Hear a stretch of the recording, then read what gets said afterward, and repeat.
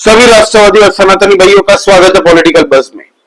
दोस्तों, कल ऑपरेशन सिंदूर के बाद में पाकिस्तान पूरी तरह से हक्का बक्का रह गया। उसको पता नहीं है कि करे तो करे क्या, क्योंकि कल हमारी एयरफोर्स ने जिस तरीके से 9 अलग अलग ठिकानों को टारगेट बनाया और ध्वस्त कर दिया, पूरी तरह से दोस्तों नेस्तो नाबूद कर दिया, जिसमें 100 से ज्यादा पाकिस्तानी आतंकवादी मारे गए हैं। अब इसमें दोस्तों आतंकवादियों को कई हेड भी मारे गए हैं। अब आपको बताऊं दोस्तों, आज कई वीडियो पाकिस्तान से सर्कुलेट हो रही थी। कल मैंने देखा था सोशल मीडिया पे, जहां पे इनके फ्यूनरल सेरेमनी चल रही है। मतलब आतंकवादी जो मारे गए हैं उसको बकायदा लोग लेके जा रहे हैं, जिसमें दोस्तों एक सजाया हुआ कॉफिन था जो कि स्पेशल आया हुआ था, जिसके लिए कहा जा रहा है कि पाकिस्तानी आसिम मुनीर ने भी फूल भेजे हैं और पाकिस्तानी आईएसआई की तरफ से भी फूल आई हैं दोस्तों उस पर चढ़ाने के लिए। अब मजे की बात दोस्तों यह है, या तो मुझे लग रहा है कि जो मसूद अजहर की फैमिली निपट गई है, उसके साथ साथ मसूद अजहर भी निपट गया है, ये मुझे लग रहा है, स्ट्रॉन्ग फीलिंग है। हालांकि मसूद अजहर की अभी कंफर्मेशन आया नहीं है, लेकिन जैसे जैसे परतें खुलेंगी दोस्तों डिटेल्स बाहर आनी शुरू हो जाएंगी। मसूद अजहर मोस्ट डेजिग्नेटेड आतंकवादी दोस्तों, मोस्ट वांटेड आतंकवादी, वो उसकी फैमिली के 14 लोग मारे गए हैं, जिसमें 10 उसकी फैमिली के थे और 4 उनके चेले चपाटे लौंडे लपाड़े थे, मारे गए दोस्तों, जिसमें उसके बच्चे भी थे, उसकी बीवी भी थी और साथ ही साथ में उसकी बहन और उसके साले जीजा सब कोई मौजूद था। सबके सब दोस्तों 72 हुरों के जर्नी में निकल चुके। अब दोस्तों बहावलपुर से मुजफ्फराबाद जो पाकिस्तान के एलओसी के अंदर में जगह है, वो पूरी तरह से ब्लैकआउट हो गया था कल शाम से। वहां पे अंधेरा छा चुका था। पाकिस्तान ने एक और गलती कर दी है दोस्तों, जिसका दुगना लगान पाकिस्तान को अब देना पड़ेगा और बड़ा खामियाजा उनको भुगतना पड़ेगा। वो ये है कि कल जम्मू एंड कश्मीर के पूंछ सेक्टर के अंदर में दोस्तों इन लोगों ने मासूम सिविलियंस पे गोलीबारियां की है। पाकिस्तानी रेंजर्स और पाकिस्तानी जो सैनिक वहां से फायरिंग कर रहे हैं भारत के अंदर में, उन्होंने पूंछ सेक्टर के अंदर में इनोसेंट सिविलियंस पे हमला किया, गोलियां मारी हैं दोस्तों, जिसमें कई सिविलियंस मासूम इंडियंस की मौत हुई है और साथ ही साथ में कहा जा रहा है 30 से 35 लोग बुरी तरह से जख्मी हैं। वहां पे दोस्तों एक सिख गुरुद्वारा भी है, जहां पे सिख समाज के लोग, हमारे भाई बहन लोग दर्शन करने जाते हैं, वो प्रार्थना करने जाते हैं। दोस्तों इन लोगों ने सिख गुरुद्वारा को भी नहीं छोड़ा, जानबूझ के पिन पॉइंटेड टारगेट किया गया सिख गुरुद्वारा को, जिसमें कई हमारी सिख फैमिलीज भारत की दोस्तों उनको गोलियां लगी और मारे गए हैं और कई बुरी तरह से जख्मी हुए हैं। मैं वीडियो दिखा नहीं सकता फॉर ऑब्वियस रीजंस, बहुत ही दोस्तों रूह कांप जाएगी। इस तरीके से टारगेट करके बच्चों को भी नहीं छोड़ा इन लोगों ने, जिसका जवाब में तुरंत दोस्तों इंडियन आर्मी उतर चुकी है। और जिस तरीके से कल रात भर पाकिस्तान के अंदर में लोहा बारूद मारा, पित्तल ठोका जो पाकिस्तानियों को, एलओसी के जितने भी गांव हैं दोस्तों वो खाली करके लोग भाग गए वहां से। पाकिस्तानी सैनिक जो बंकरों से दोस्तों छुप छुप के फायरिंग कर रहे थे, बंकर छोड़ के भागने पे मजबूर हो गए। जिस तरीके से कल इंडियन आर्मी ने कोहराम मचा दिया है पूरी तरह से दोस्तों। पाकिस्तानी बॉर्डर जहां पे भी आपको बताऊं क्या दोस्तों, जिस तरीके से अभी हॉट है एलओसी, पाकिस्तानियों को समझ में नहीं आ रहा करे तो करे क्या। और जो कल इन्होंने गलती कर दी फिर से सिविलियंस पे हमला करके, इसका खामियाजा तो पाकिस्तान भुगतेगा। बहुत बुरी हालत होने जा रही है पाकिस्तान की। इनको भारत ने पानी रोक दिया, प्यासा मरेगा, इकोनॉमिक शटर कर दिया, भीखमंगों को ऐसी हालत पे पहुंचा दिया दोस्तों। इनके मुल्क के अंदर में अभी युद्ध लड़ने के लिए पैसे नहीं है 4 दिन से ज्यादा, ना ही इनके पास हथियार है, ना ही इनके पास खाने पीने के सामान है। लोग वहां पे अफरा तफरी मची हुई है, पैनिक मोड में आ चुका है पूरा का पूरा पाकिस्तान। पाकिस्तानी लोग सोशल मीडिया पे अपने आसिम मुनीर और शहबाज शरीफ को मां बहन की गालियां दे रहे हैं। और मैं मजाक नहीं कर रहा हूं दोस्तों, आप लोग में अगर कोई एक्स प्लेटफॉर्म पे है तो जाके देख सकते हैं जिस तरीके से पैनिक पूरे पाकिस्तान के अंदर में फैला हुआ दोस्तों। दवाइयां नहीं मिल रही, खाने पीने का सामान तक नहीं मिल रहा है। इनके जितने भी आर्मी के जनरल है, मेजर है दोस्तों, लेफ्टिनेंट है, ब्रिगेडियर है, सब ने अपनी फैमिलियों को भेज दिया है विदेश। जितने भी पॉलिटिशियन है अक्रॉस ऑल पार्टी लाइंस, इन सब पॉलिटिशियंसों के फैमिली मेंबर सारे भाग गए हैं विदेश। एक जरूरी ऐलान समाज फरमाए,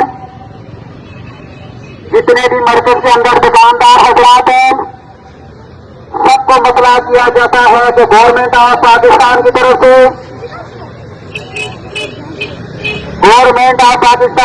से ये ऑर्डर है कि अपने बाहर की तमाम भी लाइटें जो बाहर नजर आ रही हैं, साइन बोर्ड से शाम को भी ऑफ कर दें, अपने आप को जगह की हद तक महदूद रखें, अपने बच्चों को भी गैर जरूरी बाहर ना निकालें। मुल्की हालात के पेश नजर ये हदायत मौजूद हुई है। मल्टी इंतजामिया बार बार आपको आगाह कर रही है, अल्लाह वर्दी की सूरत में जो भी गवर्नमेंट एक्शन लेगी, जो भी इंतजामिया एक्शन लेगी, इसका जिम्मेदार खुद दुकानदार होगा।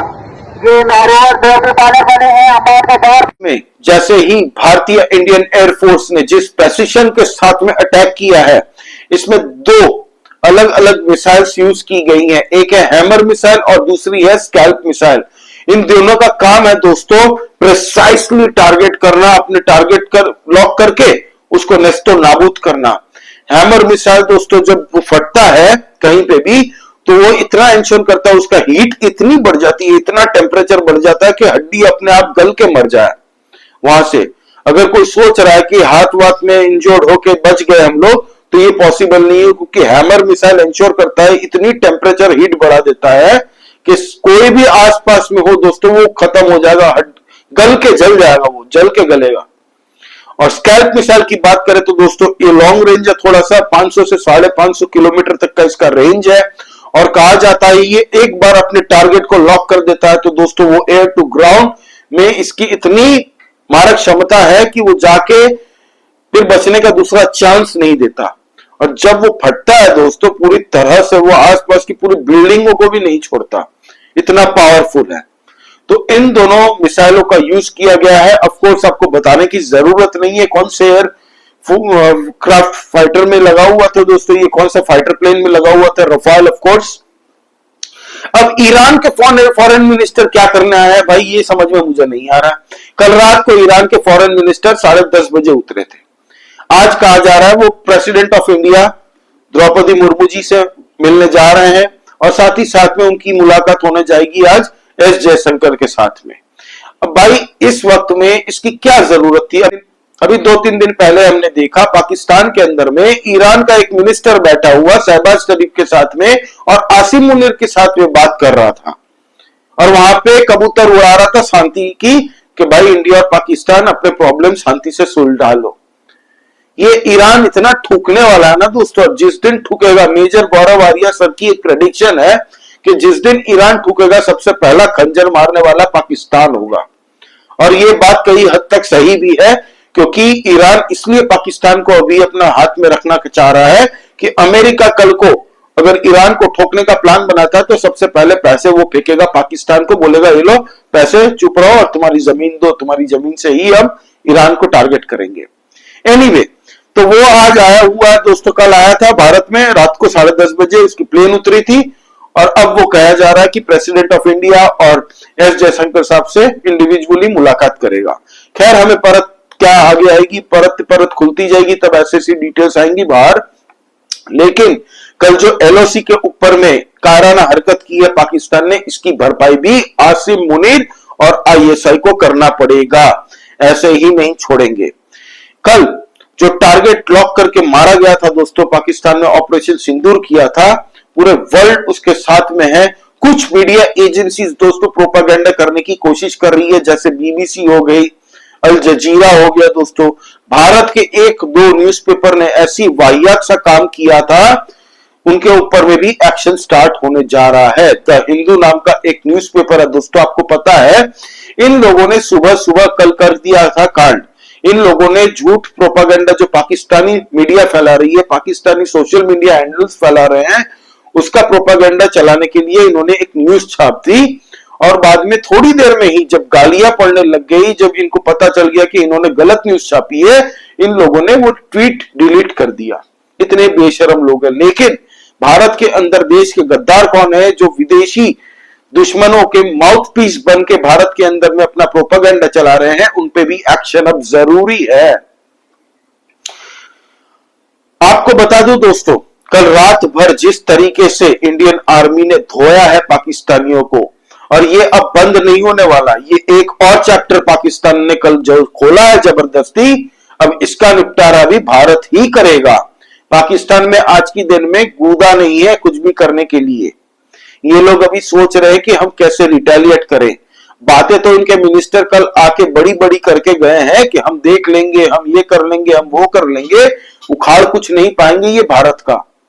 130 करोड़ भारतीय दोस्तों आज पूरे भारत में एक साथ है और पाकिस्तानियों को छोड़ेंगे नहीं। ये बात कर रहे हैं कि अब छोड़ना नहीं है इनको।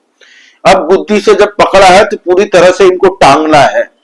और ये पाकिस्तानी ने असेस नहीं किया था।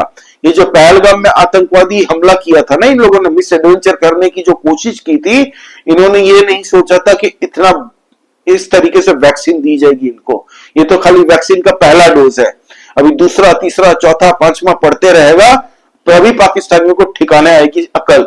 हर 15-20 दिन में मैं तो कहता हूं दोस्तों, पाकिस्तानियों को एक वैक्सीन देने की जरूरत है, तभी ये सुअर के बच्चे सब शांत बैठे रहेंगे। तो ये थी दोस्तों अभी सुबह सुबह की अपडेट मैं आपको बता रहा हूं, जो अब तक सुबह की अपडेट है। जो भी नई अपडेट आज पूरे दिन में आएगी, मैं दोपहर को फिर एक वीडियो डालूंगा, आप वो वीडियो भी चेकआउट कीजिएगा पूरी डिटेल के साथ में, एक भी डिटेल मिस आउट नहीं होगी दोस्तों। जय श्री राम सभी सनातनी और राष्ट्रवादी भाइयों को। जय हिंद, वंदे मातरम। प्लीज आप सब्सक्राइब करिए इस चैनल को, लाइक कीजिए इस वीडियो को और प्लीज कमेंट करिए PKMKB फॉरएवर। जय श्री राम।